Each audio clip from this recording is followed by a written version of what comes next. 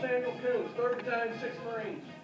Many of you know we'll be heading to France soon, here in 1917. The U.S. has just entered the war. Now, we need to know what has gone on before we entered the war and what the effect on our nation has been. As well, we're going to look into the future and see what's going to happen. So, I appreciate your attention. Take notes. We'll see how it goes. If you have questions, stop it. If you would like, during the presentation, we have artifacts from the Great War here. I will go over what they are, and at the end, you will get to try some chow in the trenches. Thank you for your participation. I look forward to seeing you.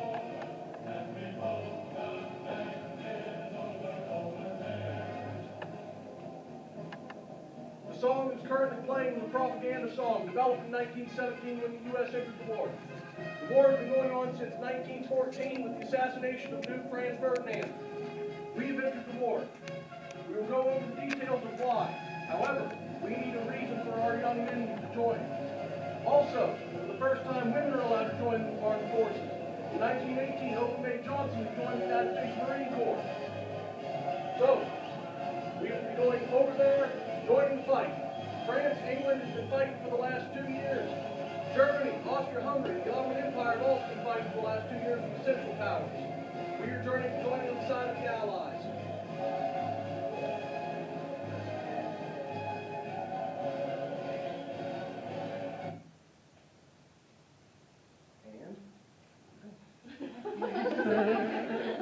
On April 6, 1917, the U.S. has officially entered the war.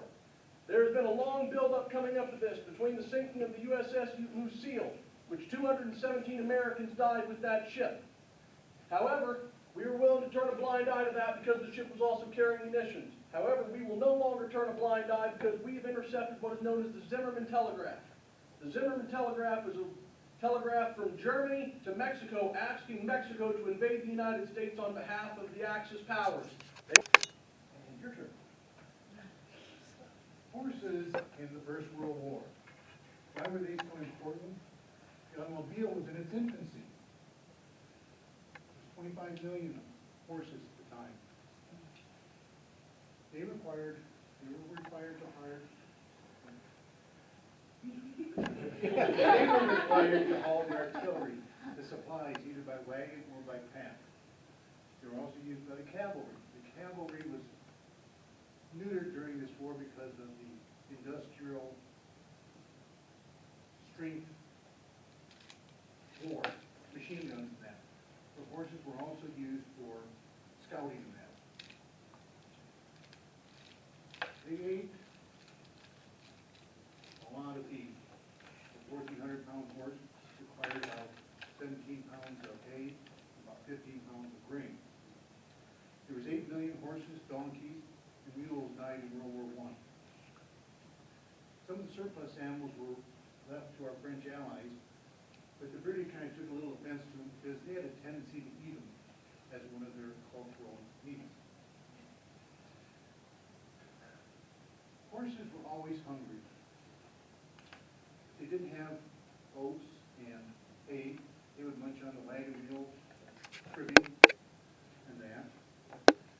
And one of the ways, many of the ways that the horses died were either by direct fire, exhaustion, drowning, or become mired in the mud.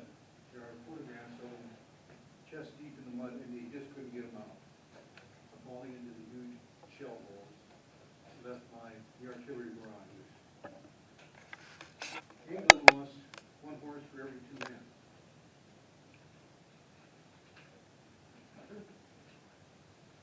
Now, lots of people have seen pictures of trenches, and they just assume a trench is a hole in the ground, but it's so much more than that.